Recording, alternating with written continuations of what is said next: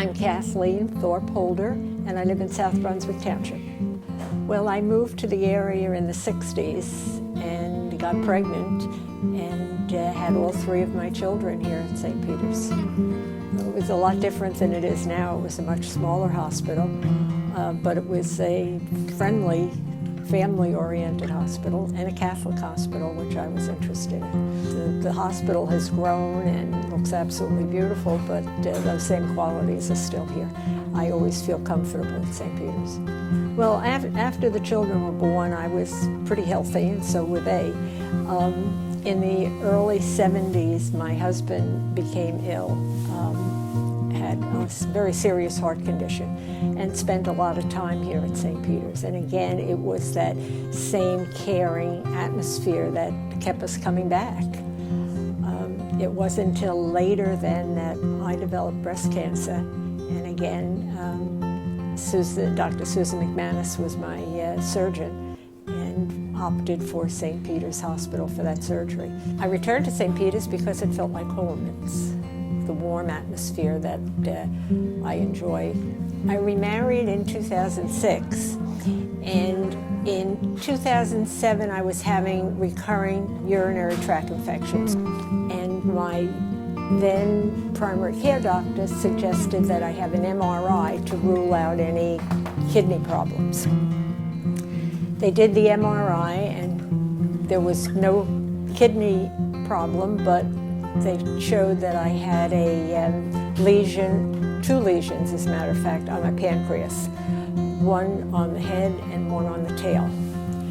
And the primary care doctor sent me to an oncologist, and those tests were negative.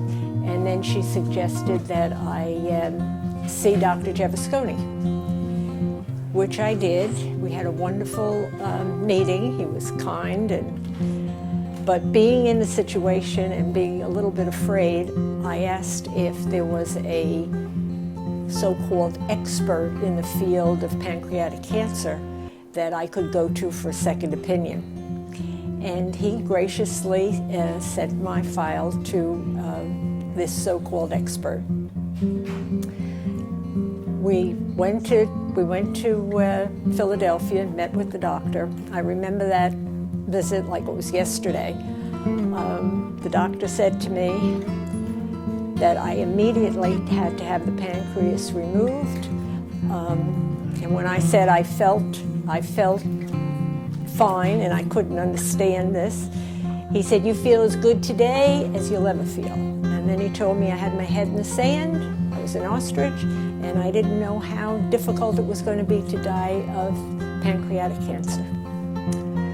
How my husband got us home that day from that hospital, I'll never know. But we got home and I picked up the phone and I called Dr. Gervasoni back. And I went in to see him the next morning and he said to me, "Kathy, no one knows how long you've had these." He said, "How about we take a conservative approach and do MRIs every 6 months?" He said, "If anything shows differently, we can address it at that time." My husband and I felt so comfortable with him and so reassured. We went home and that was the course of treatment we had. MRIs for 6 months, another MRIs for 6 months. After 5 years, there was no change. We then went to MRIs every year. And this is the first year where I'm not going to have an MRI. And I can tell you right now that if it wasn't for Dr. Gervasoni, I truly believe that I would be dead by now. So that's, I mean, as far as I'm concerned, to have a wonderful surgeon like he is and not be pushing to do surgery is amazing to me. But I shouldn't be surprised because he's here at St. Peter's. Well, I'm here today and I'm very thankful to St. Peter's and Dr. Gervasoni for the care that I've received throughout the years.